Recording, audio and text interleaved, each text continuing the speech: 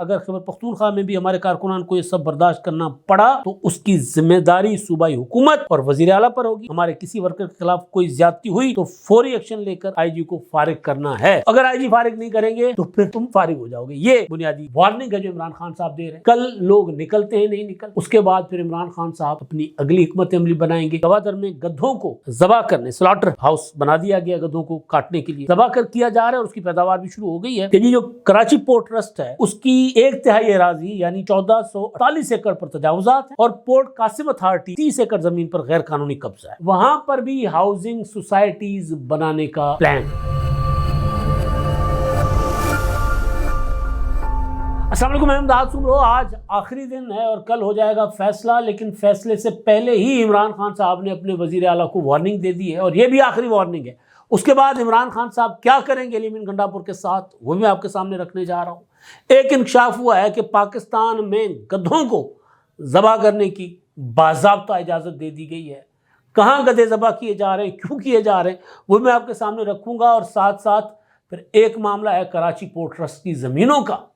زمینوں پر قبضہ تھا، قبضوں کے متعلق رپورٹ آئی اور رپورٹ کے ساتھ ساتھ ایک اور انکشاف سامنے آ گیا ہے اور وہ یہ ہے کہ اب وہاں پر بھی ہاؤسنگ سوسائٹیز بنیں گی. جہاں زمین کا ٹکڑا خالی دیکھو وہاں ہاؤسنگ سوسائٹیز بنا دو، چاہے وہ کراچی کی میں ہو، چاہے وہ گوادر میں ہو، چاہے وہ لاہور کی زرخیز زمین ہو، چاہے وزیر آباد کی زرخیز زمین ہو، چاہے ملتان. بہرحال اس پر میں بات کروں گا کہ انکشاف کس نے کیا ہے، کہ جو رپورٹ سامنے آئی ہے اس رپورٹ کے پیچھے اصل وجہ کیا ہے، اصل مقصد کیا ہے. اس میں کوئی شک نہیں ہے کہ کراچی میں مافیاز کام کرتے ہیں، پراپر قبضہ مافیا ہے اور ان کو بڑی سپورٹ حاصل ہے. کہاں سے سپورٹ حاصل ہے وہ بھی آپ کو پتا ہوگا، لیکن بہرحال اس پر بھی بات کروں گا.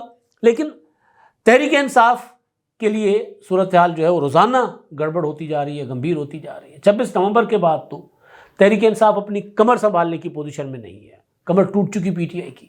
26 نومبر کو جو انہوں نے آخری کارڈ عمران خان نے کھیلا تھا، بلکہ آخری کال جو تھی، اس کے بعد پھر آخری کارڈ وہ تھا سول نافرمانی کی تحریک کا. آخری کال جو تھی، فائنل کال جو تھی، اس میں تو پی ٹی آئی جو ہے وہ کا جو حشر ہوا، اب اس میں ہم مطلب کہ وہ ٹھیک ہوا غلط ہوا، لیکن جس طرح لشکر کشی اسلام آباد پر کی جا رہی تھی بار بار، تو پھر مہذب ممالک میں بھی جہاں ہیومن رائٹس پر 100% عمل کیا جاتا ہے وہاں پر بھی ریاست کی رٹ اور انسانی حقوق ان میں بہرحال جو ہے وہ توازن رکھا جاتا ہے. کہ اگر کوئی ریاست کی رٹ کو چیلنج کرتا ہے، ریاست کے خلاف مسلح بغاوت کرتا ہے، جتھا بندی کرتا ہے، تو پھر اس کو نہیں بخشا جاتا، پھر وہ انسانی حقوق سے ذرا معاملہ دوسری طرف چلا جاتا ہے. تو بہرحال یہ بحث میں ہم نہیں جا رہے. معاملہ یہ کہ پی ٹی آئی نے، عمران خان صاحب نے 24 نومبر کو کہا تھا کہ اسلام آباد پہنچو اور اسلام آباد پہنچ کر مجھے رہا کروا کے چھڑوا کر لے جاؤ. جو کہ عمران خان صاحب کی اہلیہ بشریٰ بی بی صاحبہ مسلسل اعلان کرتی ہوئی آ رہی تھی کہ جی میں نے تو اپنے میاں کو رہا کروانا ہے، اس کے بغیر میں ڈی چوک سے نہیں جاؤں گی. بہرحال وہ قصہ تمام ہوا جو ڈی چوک پر ہوا. گولی چلی نہیں چلی، لوگ مرے نہیں مرے. میں نے پہلے بھی بتایا تھا کہ انسانی حقوق کا جو کمیشن ہے انہوں نے کہا کہ جی 7 لوگ تو ہلاک ہوئے ہیں. پی ٹی آئی کا دعویٰ جو ہے وہ متنازع ہے، جتنے وہ کہہ رہے اتنے لوگ ہلاک نہیں ہوئے، اور جو حکومت کا دعویٰ ہے کہ گولی نہیں چلی وہ بھی جھوٹ ہے، ایچ آر سی پی کہہ رہا ہے. تو بہرحال وہ اپنی جگہ.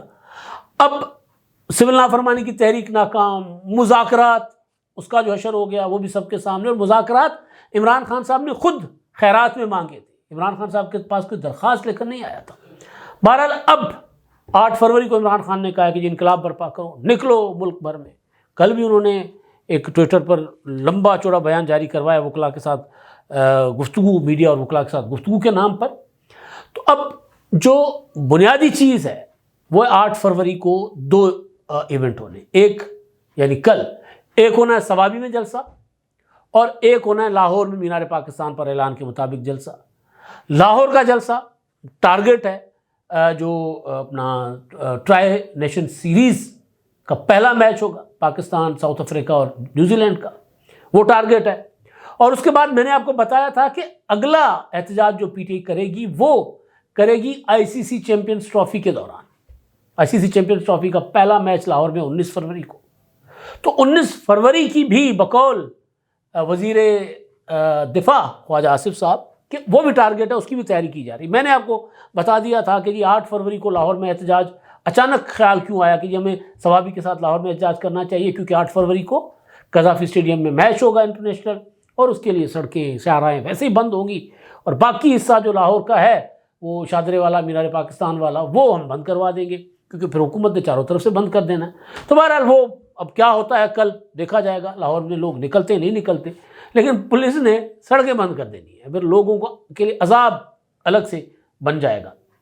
اور پھر ایک اور چیز، عمران خان صاحب نے جتنے ایڈونچرز کیے ہیں، ان تمام ایڈونچرز میں جو کچھ وہ حاصل کرنا چاہتے تھے ان کے ذریعے وہ نہیں حاصل کر سکے۔ آپ دیکھ لیں 26ویں آئینی ترمیم ہو گئی۔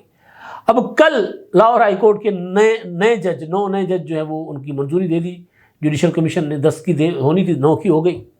اسلام آباد ہائی کورٹ، وہاں پر جو عمران خان صاحب جن کو چیف جسٹس چاہتے تھے، لگ یوں رہا ہے کہ جسٹس منصور علی شاہ صاحب کی طرح وہ بھی چیف جسٹس نہیں بن پائیں گے، جسٹس ڈوگر کا جو ہے وہ چیف جسٹس بن سکتے ہیں۔ تو یہ ساری صورت ہے، یعنی عمران خان صاحب لوزر ہیں، مسلسل لوزر ہیں۔ پھر خط لکھ رہے ہیں چیف جسٹس کو بھی، اور 26 نومبر کے بعد چیف جسٹس کو بھی خط لکھا اور آرمی چیف کو بھی خط لکھا، کیونکہ جو سول نافرمانی کی تحریک تھی وہ ہو گئی ناکام۔ اب وفاق نے سارے معاملات سنبھال لیے، کے پی کے بھی مرضی کا آئی جی لگا دیا، مرضی کا چیف سیکرٹری لگا دیا، کچھ نہیں کر پا رہی پی ٹی اے، کچھ نہیں کر پا رہے عمران خان صاحب۔ تو کل پر عمران خان صاحب کا انحصار ہے، اگر کل لوگ نکلیں گے تو ممکن ہے کہ عمران خان صاحب اگلی کال بڑی سخت دیں۔ تو عمران خان صاحب کا طویل جو بیان ہے، جو گفتگو ہے، وہ میں نے آپ کے سامنے رکھنا ہے، اس کے موٹے موٹے پوائنٹس رکھنے۔ پہلے انہوں نے کہا تھا کہ اردلی حکومت، اب وہ کہہ رہے ہیں کہ پاکستان اس وقت ٹاؤٹس کے قبضے میں ہے۔ ایک ایسا ٹاؤٹ سکندر سلطان راجہ بھی تھا جو 2024 الیکشن چوری کا سرگنا ہے۔ اچھا، سکندر سلطان راجہ سے معافیا بھی مانگ چکے ہوئے ہیں، یہ بھی ذہن میں رکھیے گا، معافیا مانگ چکے ہوئے ہیں، اور اس پر آرٹیکل 6 کے تحت کارروائی ہونی چاہیے تاکہ دوبارہ کوئی ایسی حرکت نہ کرے۔ محسن نقوی کے پاس ایسی کون سی گدڑ سنگھی ہے جو اس پر عہدوں کی بارش کی گئی ہے؟ اشاروں پر ناچنے والا ایک عقل سے عاری شخص کرکٹ سے لے کر خارجہ اور داخلہ امور سمیت سیکیورٹی معاملات کا ماہر کیسے ہو سکتا ہے؟ محسن نقوی نہ عمران خان صاحب کی چھیڑ بن چکا ہے، دکھ ہے عمران خان صاحب کا۔ وزیر اعلیٰ پنجاب کے محسن نقوی صاحب، اور 9 مئی بھی اسی دوران ہوا۔ پھر وہ کہتے ہیں جی، پہلے تو کہتے تھے کہ جی میرے خلاف جو بائیڈن نے سازش کی ہے، پھر کہتے تھے نہیں آرمی چیف نے کی ہے، پھر کہتے تھے نہیں وہ کی ہے حسین حقانی نے کی ہے، پھر کہا کہ نہیں ساری سازش محسن نقوی کی تھی۔ تو وہ جو حکومت گرانے کی جو سازش تھی یا تحریک عدم اعتماد، تو بہرحال عمران خان صاحب کے لیے محسن نقوی ڈرونا خواب ہیں۔ اچھا، پھر وہ یہ کہہ رہے ہیں کہ جی جو ڈاکہ ڈالا گیا عمران خان صاحب کے بقول 8 فروری کو، تو پوری قوم نکلے، احتجاج کرے، 17 سیٹیں جیتنے والوں کو اقتدار دے کر اردلی حکومت ملک پر مسلط کی گئی جو پاکستان کے ہر ادارے کو تباہ کر رہی ہے۔ اور 10 فروری کو وہ کہتے ہیں جو وکلاء نے بار ایسوسیشنز نے احتجاج کی کال دی ہے، اس کی بھی میں حمایت کرتا ہوں۔ پھر 26ویں ترمیم کے ذریعے وہ کہتے ہیں جی عدلیہ کو کنٹرول کیا گیا، اور جو حالات ہیں اس سے تاثر ملتا ہے کہ موجودہ نظام جمہوریت کے خلاف باقاعدہ برسر پیکار ہے، اور روز ایک ایسا نیا اقدام اٹھایا جاتا ہے جو جمہوریت کی روح کے عین منافی ہے۔ عمران خان صاحب نے جمہوریت سے انتقام کے لیے سامنے لائے گئے تھے، ان کو لیڈر بنایا گیا تھا۔ بعد میں ظاہر لوگ پھر محنت کرتے ہیں، پھر بن ہی جاتے ہیں، پھر کلٹ بھی بن جاتا ہے، پاپولرٹی بھی ہو جاتی ہے، لیکن اصل میں میثاق جمہوریت کا بدلہ تھا، انتقام تھا۔ پاکستان جمہوریت کی پٹڑی پر چڑھ گیا، عمران خان صاحب کو لا کر پاکستان کو جمہوریت کی پٹڑی سے ہٹا دیا گیا۔ پھر ایک کرنل دیکھتا تھا پارلیمنٹ کو۔ عمران خان نے خود کہا کہ مجھے تو آئی ایس آئی بندے پورے کر کے دیتی ہے کہ جی میں اپنا بجٹ پاس نہیں کروا سکتا تھا، تو بل نہیں پاس کروا سکتا تھا، تو آئی ایس آئی مجھے بندے پورے کر کے دیتی تھی۔ تو اب وہ جمہوریت کا ان کو پیٹ میں مروڑ ہے، تو اچھی بات ہے، سیکھنا چاہیے۔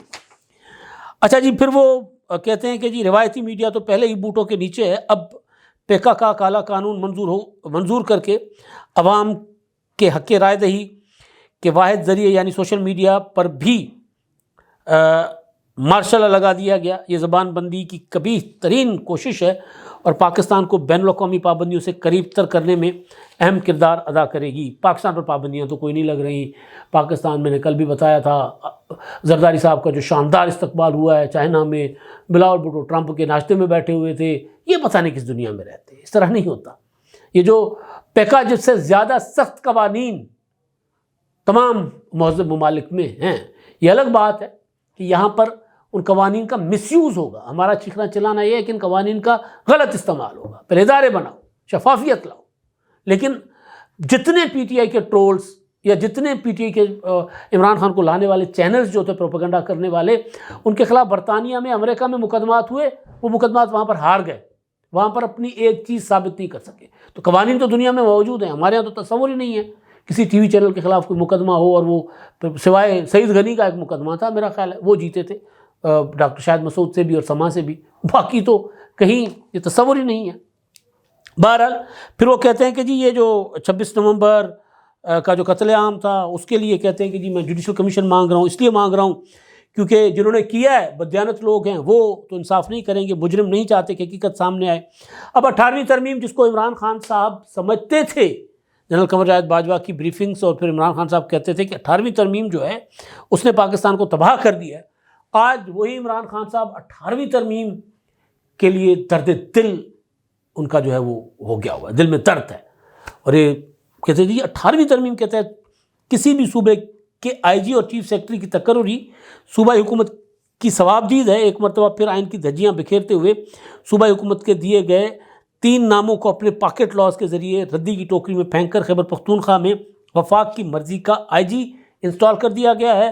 میں علی امین گنڈا پور کو خصوصی ہدایت کر رہا ہوں، یہ امپورٹنٹ چیز ہے کہ صوبے کے عوام کے حقوق کا تحفظ آپ کی ذمہ داری ہے۔ ملک کے باقی تینوں صوبوں میں پہلے ہی ہمارے کارکنان کے خلاف ظلم و بربریت کا بازار گرم ہے۔ اگر خیبر پختونخوا میں بھی ہمارے کارکنان کو یہ سب برداشت کرنا پڑا تو اس کی ذمہ داری صوبائی حکومت اور وزیر اعلیٰ پر ہوگی۔ ہمارے کسی ورکر کے خلاف کوئی زیادتی ہوئی تو فوری ایکشن لے کر آئی جی کو فارغ کرنا ہے۔ اگر آئی جی فارغ نہیں کریں گے تو پھر تم فارغ ہو جاؤ گے۔ یہ بنیادی وارننگ ہے جو عمران خان صاحب دے رہے ہیں۔ تو دیکھنا یہ ہے کہ کل کیا ہوگا، کل لوگ نکلتے ہیں نہیں نکلتے۔ اس کے بعد پھر عمران خان صاحب اپنی اگلی حکمت عملی بنائیں گے، ترلا پروگرام یا پھر وہ جو ہوتا ہے دھمکی پروگرام۔ دیکھتے وہ معاملہ کس طرف جاتا ہے۔ دوسرا معاملہ کراچی کے معاملے پر میں آتا ہوں، لیکن قومی اسمبلی کی قائمہ کمیٹی کو بتایا گیا ہے جناب کہ خوراک کے تحفظ کے متعلق قائمہ کمیٹی ہے، اور وزارت خوراک و تحفظ نے بتایا ہے کہ جی گوادر میں گدھوں کو ذبح کرنے، سلاٹر ہاؤس بنا دیا گیا گدھوں کو کاٹنے کے لیے، ذبح کر کیا جا رہا ہے اور اس کی پیداوار بھی شروع ہو گئی ہے۔ چین کے ساتھ گدھے کی کھال اور ہڈیوں سے متعلق معاہدہ ہوا ہے۔ گوادر میں چینی کمپنی یہ کام کرے گی۔ زندہ گدھوں کو چین ایکسپورٹ نہیں کرتے، یہ بتایا گیا، جس پر سوال یہ کیا گیا کہ زندہ گدھے کیوں نہیں ایکسپورٹ کیے جاتے، تو کہا گیا کہ زندہ گدھوں کی ایکسپورٹ مشکل کام ہے۔ ملک کے دوسرے حصوں میں بھی گدھوں کے سلاٹر ہاؤس کے لیے درخواستیں آ رہی ہیں۔ ملک بھر میں گدھے کٹیں گے۔ لاہور میں تو پہلے ہی اسکینڈلز بن گئے تھے کہ بھائی جو یہ مٹن کے نام پر کھلایا جا رہا ہے ہوٹلوں پر، وہ گدھوں کا گوشت ہے۔ تو بہرحال چینی کمپنیوں سے گدھوں کے سلاٹر ہاؤس سے متعلق بات چیت چل رہی ہے۔ یہ چیزیں آئی ہیں، اور میں ایک اپنا بتاتا ہوں ایک واقعہ۔ تھرکول پاور پروجیکٹ میں بھی پراپر کام شروع ہو گیا تھا، ابھی بجلی کی پیداوار نہیں ہوئی تھی، تو ہمیں کچھ دوست وہاں لے گئے۔ محسن ببر صاحب تھرکول میں اس میں اینگرو میں کام کرتے تھے، نصیر میمن صاحب، تو انہوں نے کہا کہ لاہور کچھ جرنلسٹوں کو کہ آئیں ذرا وزٹ کریں۔ ہم گئے تو گھومتے پھرتے مجھے کچھ تھریوں نے شکایت کی، تھری جو وہاں کے لوکل لوگ تھے، انہوں نے کہا کہ یار ہمیں نا چینی کمپنی نہیں پسند۔ میں نے کہا یار اتنی ترقی ہو رہی ہے، روڈ، رستے، ایئرپورٹ، اور کیا چاہیے آپ کو؟ آپ کے گھر بھی جہاں سے متاثر ہو رہے ہیں آپ لوگ، وہاں سے آپ کو نئے گھر بنا کے دے رہے ہیں، یہ جو آپ کو جھوپڑیوں کی جگہ آپ کو پکے مکان مل رہے ہیں۔ انہوں نے کہا نہیں ہمارا مسئلہ اور ہے۔ میں نے کہا کیا مسئلہ ہے؟ انہوں نے کہا یہ چینی ہمارے گدھے چرا کے لے جاتے ہیں اور وہ کاٹ دیتے ہیں۔ وہ کیوں؟ انہوں نے کہا پتہ نہیں۔ میں نے کہا اچھا چلے، میں نے کہا آپ گدھوں سے کیا کام لیتے؟ انہوں نے کہا جی ہمارے کنویں بہت گہرے ہیں، ظاہر ریگستان میں کنویں کئی 100 فٹ گہرائی میں جا کر پانی آتا ہے۔ تو انہوں نے کہا یہ ہمارے گدھے چرا کے لے جاتے ہیں، اور پھر مسئلہ یہ ہوتا ہے کہ پھر ہمیں جو ہے وہ پانی ہم کیسے کھینچیں؟ اونٹ تو اتنے ہوتے نہیں ہیں، اتنی طاقت اپنی جان میں نہیں ہوتی کہ بڑے بڑے وہ پانی کھینچنے والے جو ہوتے ہیں بالٹیاں، وہ جو مشکیزے ٹائپ ہوتے ہیں، ڈول جو ہوتے ہیں، وہ اوپر نہیں لا سکتے، انسان نہیں لا سکتے، تم گدھوں کے ذریعے کھینچتے ہیں۔ تو بہرحال وہ ٹھیک تھا، سچ تھا یا جھوٹ تھا، لیکن وہ یہ تنگ تھے تھر پار کر کے لوگ۔ تو اب بہرحال اب بلوچستان میں گدھے ناپید ہو جائیں گے۔ ویسے بھی آوارہ گدھے تو ہمارے پاس رہے نہیں۔ گدھوں کی افزائش عمران خان کے دور کا ایک کام اچھا تھا کہ انہوں نے اپنا گدھوں کے جو ہے فارم بنانا شروع کر دیے تھے، گدھوں کی افزائش ہو تاکہ ہم چین ایکسپورٹ کریں۔ اب وہ چین ایکسپورٹ نہیں کیے جا رہے، گدھوں کو کاٹ کر کھال اور ان کا گوشت جو ہے وہ ایکسپورٹ کیا جا رہا ہے۔ اچھا جی، اب دوسری چیز، یہ 3 فروری کو ایک اسٹوری آئی، ظاہر ہے اس طرح ہوتا ہے کراچی میں، اور کراچی میں تو سب سے مطلب سونے کی چڑیا ہے کراچی کا، ایک ایک اینٹ، ایک ایک پتھر، ایک ایک زمین کا ٹکڑا، فلائی اوورس کی زمینیں، اس کے نیچے جو خالی پلاٹس ہیں، چائنا کٹنگ ہو گئی، پارکس تک قبضہ ہو گیا کراچی کے۔ نالے، برساتی نالے، ندیاں جو ہیں ان کے اوپر پلازے بنے ہوئے ہیں۔ یہ جو آئے روز کراچی ڈوبتا ہے اس کی وجہ یہی ہے، ایک ایک چیز کراچی کی جو وہ قبضہ کر کے بیچ کے۔ اب خبر یہ انصار عباسی صاحب کی تھی، 3 فروری کو چھپی، کہ جو کراچی پورٹ ٹرسٹ ہے اس کی 1/3 اراضی یعنی 1448 ایکڑ پر تجاوزات ہیں، اور پورٹ قاسم اتھارٹی کی 30 ایکڑ زمین پر غیر قانونی قبضہ ہے۔ اس میں وہ ڈیٹیل دے رہے ہیں، وہ کہہ رہے ہیں کہ جو حکومت حکمران جو پارٹیاں ہیں وہ اس میں انوالو ہیں، مافیاز انوالو ہیں، جھوپڑ پٹیاں ہیں، ہوٹلیں بنی ہوئی ہیں، تو وہ ٹھیلے وہاں لگے ہوئے ہیں، پھر یہ جو ڈرائی پورٹ والے ان کے قبضے، مطلب ایک تفصیل ہے، ڈیٹیل ہے۔ یہ رپورٹ وزیر اعظم صاحب کو دی گئی، پھر یہ شکایت کی گئی کہ جی سندھ پولیس جو ہے وہ واگزار کروانے میں زمینیں کراچی پورٹ ٹرسٹ کے ساتھ تعاون نہیں کرتی۔ ظاہر ہے ایسا ہی ہوگا، ان میں خبر میں کوئی چیز غلط نہیں ہوگی۔ یہ خبر تو میں نے دیکھ لی، لیکن کل سہیل وڑائچ صاحب کا میں نے آرٹیکل پڑھا، ملک ریاض کا ذکر تھا، کافی ساری اور چیزیں تھیں، ان کے پاس خبریں تھیں، اور اس آرٹیکل میں محسن نقوی صاحب نے امریکہ جا کر کیا کھویا کیا پایا وہ بھی تھا، اور ملک ریاض صاحب کیوں زیر عتاب ہیں وہ بھی ڈیٹیل تھی اس آرٹیکل میں، کہ جی ملک ریاض صاحب کے معاملات تو ٹھیک ہو گئے تھے، لیکن ان کو انقلابی بننے کا شوق تھا، سخت بیان دے دیا تو پھر اسٹیبلشمنٹ نے کہا اچھا ٹھیک ہے پھر آؤ نا میدان میں، پھر دیکھ لیتے تمہیں۔ لیکن ساتھ ساتھ انہوں نے ایک چیز یہ بھی اس میں، باقی ڈیٹیل دائر آرٹیکل ہے، لیکن ساتھ ساتھ انہوں نے ایک اور چیز بھی کہی اس آرٹیکل میں۔ وہ کہتے ہیں کہ جی کراچی پورٹ ٹرسٹ کی جو زمینیں ہیں نا جن پر قبضہ ہے، وہاں پر بھی ہاؤسنگ سوسائٹیز بنانے کا پلان ہے۔ اب کس کا ہے؟ سہیل وڑائچ صاحب نے یہ نہیں لکھا، ملک ریاض صاحب زیر عتاب ہیں، سب کو پتہ ہے۔ تو ملک ریاض صاحب کو تو آصف زرداری صاحب نے جو کراچی میں ملیر میں جو بھی ایک ظاہر ان کی ملی بھگت تھی، وہاں پر قبضے بھی ہوئے، سستے داموں زمینیں بھی دی، اس پر پھر جرمانہ بھی ہوا، اور اب مقدمہ نیب نے شروع کر دیا ہے۔ اس وقت کے وزیر اعلیٰ سید قائم علی شاہ صاحب، شرجیل انعام میمن صاحب، کچھ اور جو ہے وہ ملیر ڈیولپمنٹ اتھارٹی کے حکام جو ہے، کچھ اور وزیر ہیں، وہ بھی چل رہا ہے۔ تو ظاہر ہے یہ ہاؤسنگ سوسائٹیز جو ہیں یہ پورٹ ٹرسٹ کی زمین پر واگزار کروا کے، بنیادی خبر کا مجھے بات سمجھ آ گئی کہ خبر اچانک کیسے آ گئی ہے کہ اتنی زمینیں کراچی میں بڑے بڑے آپریشنز بھی ہو رہے ہیں۔ میں نے کل پرسوں بھی آپ کو بتایا تھا، کراچی میں جو یہ مافیاز ہیں ان کے خلاف کام شروع کرنے کا، آپریشن شروع کرنے کے احکامات بھی ہیں، چاہے وہ مافیا جو لوگوں کو بٹھا دیتے ہیں ان کے نیچے، فلائی اوورس کے نیچے، سڑک کے آس پاس جھوپڑ پٹیاں بنوا دیتے ہیں، سارا کچھ ندیوں کے اندر بٹھا دیتے ہیں، ان کے خلاف آپریشن، اور کراچی کی ذرا شکل و صورت بہتر بنانا، سڑکیں بہتر بنانا، سارا کچھ ہو رہا ہے۔ لیکن اس کے پیچھے پھر مجھے جب میں نے وہ آرٹیکل پڑھا نا کل سہیل وڑائچ صاحب کا، بات سمجھ آ گئی کہ اچھا یہ خبر ہوتا ہے نا غالب کا بے خودی بے سبب نہیں غالب، کچھ تو ہے جس کی پردہ داری ہے۔ تو جو خبر ہے نا وہ بے سبب نہیں تھی، اس خبر کے پیچھے جو اصل بات تھی وہ سہیل وڑائچ صاحب لائے، اور سہیل وڑائچ صاحب نے کہا کہ یہ میں 100% خبر کی بنیاد پر یہ ساری باتیں کر رہا ہوں۔ کافی ساری انہوں نے انفارمیشن شیئر کی تھی آرٹیکل میں، 100%، یعنی اب پورٹ جو ہے اس کے آس پاس، مطلب آپ چلے جائیں نا کراچی میں سمندر کو جو ہے نا وہ ریکلیم کر کے وہاں پر پلازے بن رہے ہیں، طرح طرح کے مینگرووز کے جنگلات جو ہیں کراچی میں، وہاں پر بڑے بڑے پلازے بنے ہوئے ہیں۔ تو بہرحال اب وہ مافیاز ہیں، کام کر رہے ہیں طرح طرح کے۔ اب مجھے نہیں پتا کہ ملک ریاض کو تو یہ نہیں مل رہی، لیکن سہیل وڑائچ صاحب کس کی طرف اشارہ کر رہے ہیں؟ کون چاہتا ہے کہ پورٹ کی زمین جو ہے وہ بھی ذرا ہاؤسنگ سوسائٹیز بنا کر بیچ دی جائے، مال بنایا جائے؟ کون چاہتا ہے؟ اگر آصف زرداری صاحب چاہتے ہوتے تو میرا خیال ہے ملک ریاض صاحب یا کسی اور کو دیتے، کوئی اور چاہتا ہے، وہ کون ہے مجھے نہیں پتا، نہ سہیل وڑائچ صاحب نے بتایا ہے، لیکن خبر یہی ہے کہ جو زمینیں اچانک کہا گیا کہ 1400 ایکڑ زمین جو ہے قبضے میں ہے، اور یہ ہے اور وہ ہے، تو وہ سارا اس کے پیچھے یہ ہے کہ وہاں پر ہاؤسنگ سوسائٹیز پلازے بنیں گے جو بیچ دیے جائیں گے۔ اب تک کے لیے اتنا ہی، اللہ حافظ۔